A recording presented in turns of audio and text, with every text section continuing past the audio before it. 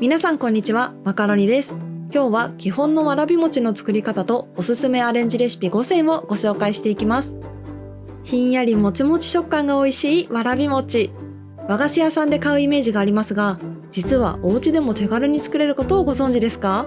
わらび餅には本わらび粉やわらび餅粉が使われるのが基本です。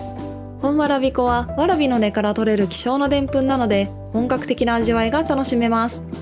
わらび餅粉は芋やレンコンのでんぷんをブレンドしたものになるので、風味や食感に多少違いが出るものの、こちらも本格的なわらび餅に仕上がります。本わらび粉やわらび餅粉を使えば、お家でも本格的なわらび餅が作れますが、価格も高いし、なかなか手に入らないですよね。でも大丈夫。今回はお家にある片栗粉でも手軽に作れるわらび餅風スイーツも一緒にご紹介していきます。